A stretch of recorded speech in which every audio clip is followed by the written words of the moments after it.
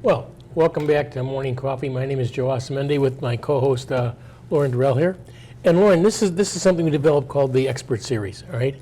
And the Expert Series concentrates on certain experts in each field. And what on Mondays I've developed is the experts field in credentialing and certification, which is really an important alternative education process. So today is your first time to be with me on the experts, and we have two great people I want you to meet. Okay, this is the Expert Series is sponsored basically by Workcred, which is a company out in Washington D.C. And when they come on every on Mondays, they usually bring a expert in credentialing for in one field or another.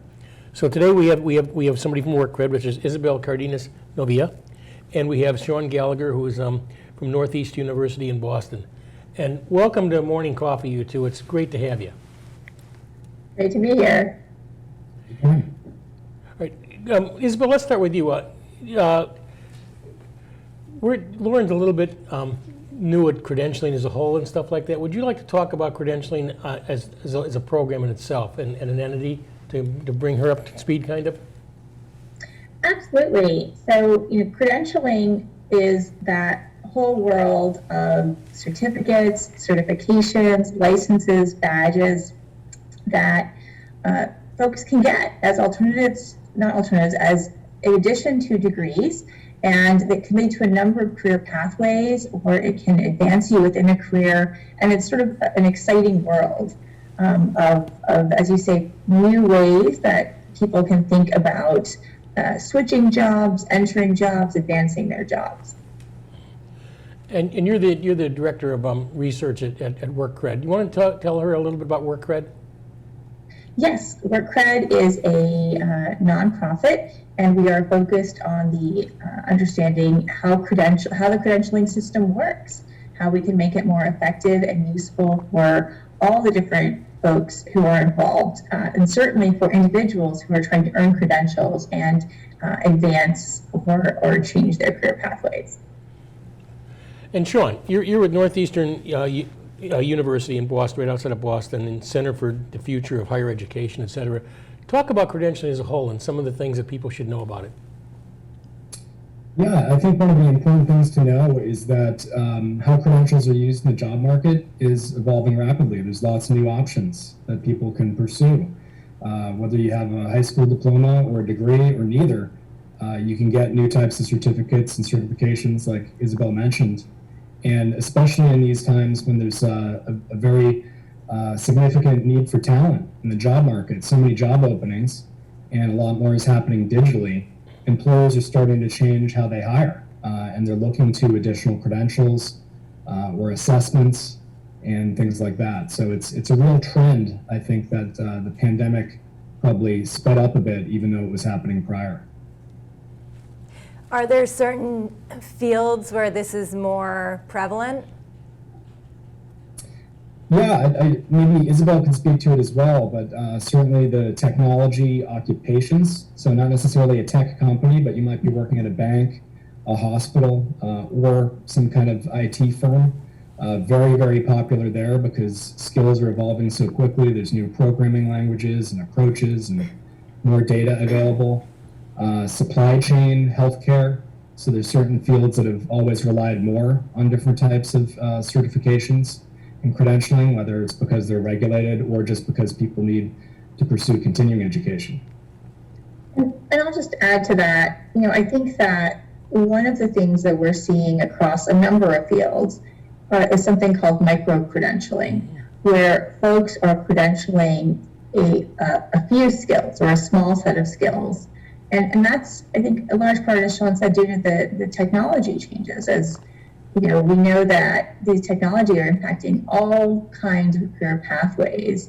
And, from retail, very traditional pathways like retail and manufacturing to the very high-tech ones, like, software engineering. And so when you see these micro-credentials, it's a way for you to not show that you have to retrain your whole skill set, but just say, hey, I've learned this new skill, or I've kept up to date with this latest technological advancement in my field. And it's a way to provide evidence to employers that you have that skill. One of the things we've discussed in the past, especially with Workcred and your guest, Isabel, is that what happens with credentialing and certification is it really highlights what your skill set is.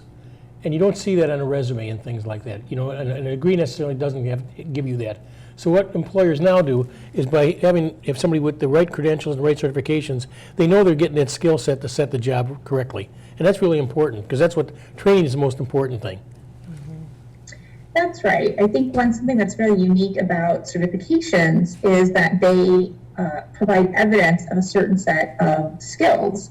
So when you take a certification, you take some sort of assessment, and what the assessment does is it provides employers a lot of certainty that you've shown through this assessment that you have that skill set, and so you don't. When they hire you, they have a lot of certainty that you are able to perform the job if it requires that skill set. And I think that is very different than a degree. Not that degrees don't provide you with skills, but they don't have the same assessment of skills that certifications do. And that's similar as well for certificates. And so it's a great, I would actually say it's a great, when you think about your own career advancement, when I think about mine, it's great to sort of have different types of credentials to highlight different things about yourself. And so certifications are one way to highlight your hard skills that you bring to your job.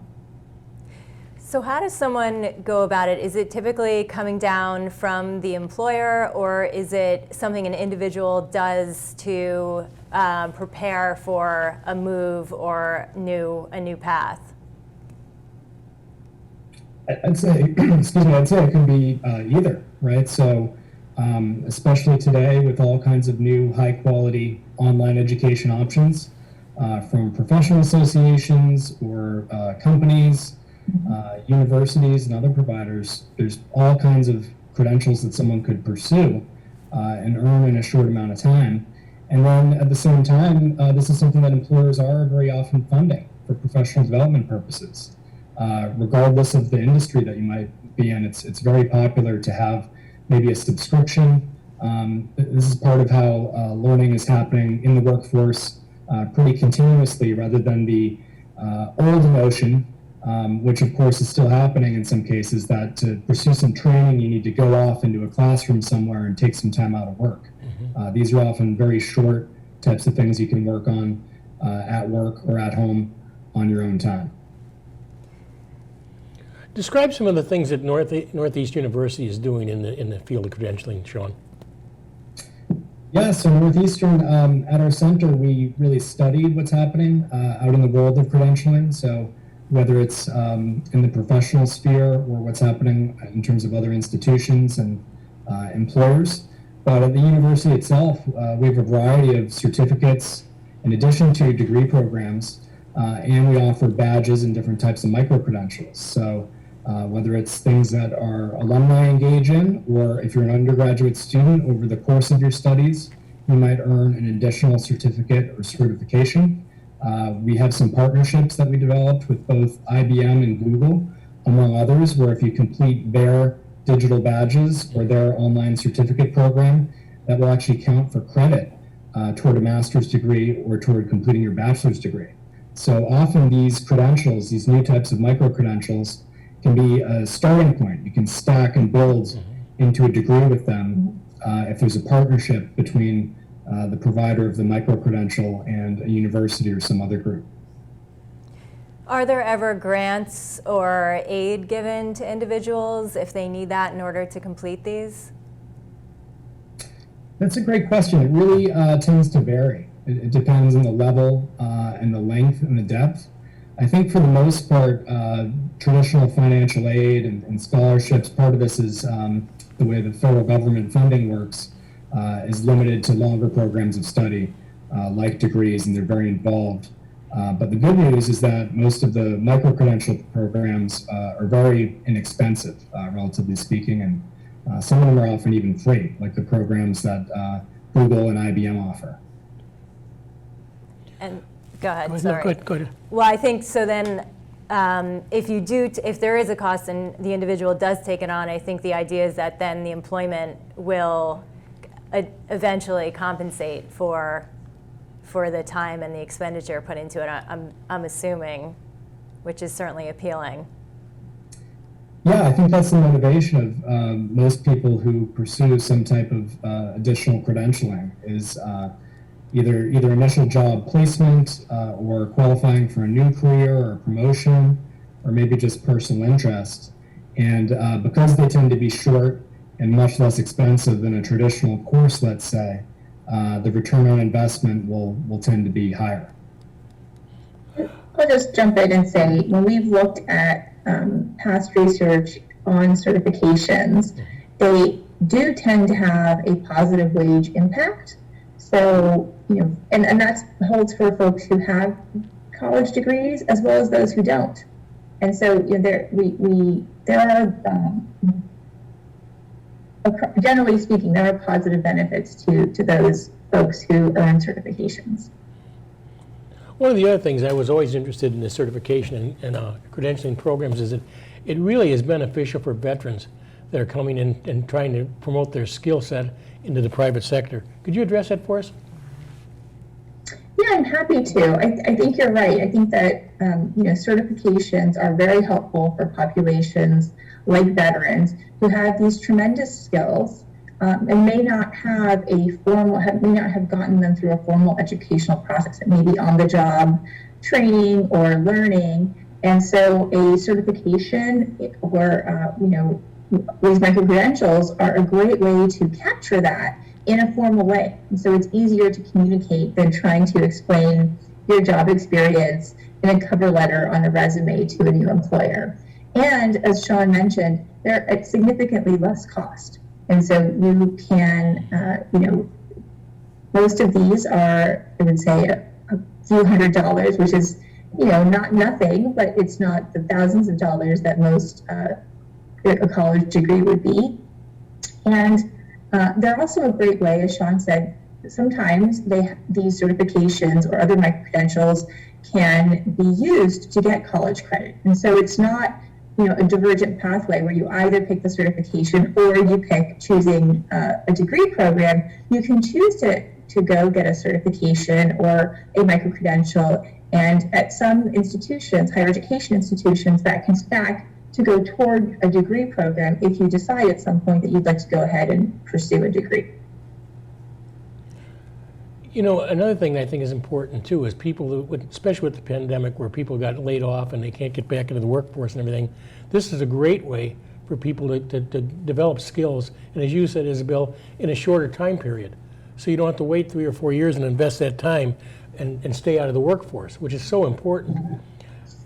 That's absolutely right. I think that, while some of these certifications can take a long time to get, many can be gotten in weeks to months. And as Sean mentioned, and maybe he would like to chime in too, there are a number of different ways where you can take the training or study for these certifications so that you're able to do it on your own time while you are employed at a different job, or if you're seeking employment, if you're dealing with all the other everyday life things, you can try to find your own time to develop that knowledge if you don't have it already to take the assessment for a certification.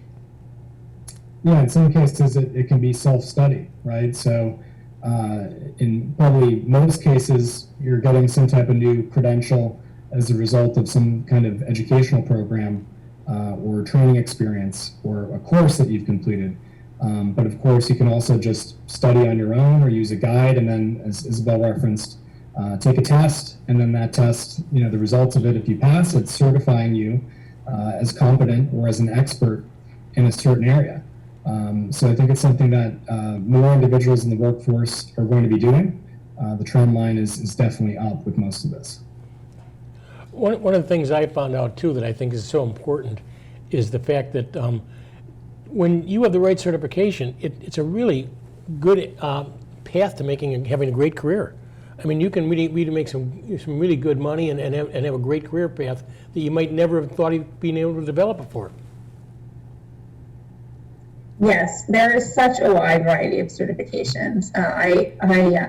I'm still amazed at the range of different certification bodies, which are the ones who offer these certifications. And so it's, from crane operators to supply chain management, to the retail industry, the hospitality industry, computer science, social media, fitness instructors. I mean, it really is wide ranging. And so if there's an opportunity, in many cases, no matter what your interest is, to find a pathway to pursue that degree. And I'll just add, many of the certification bodies or within industry, there's sort of a series of certifications. So you don't just do one certification and then that's the job that you can have. You can then choose to take an additional one and advance your career and hopefully advance your earning potential.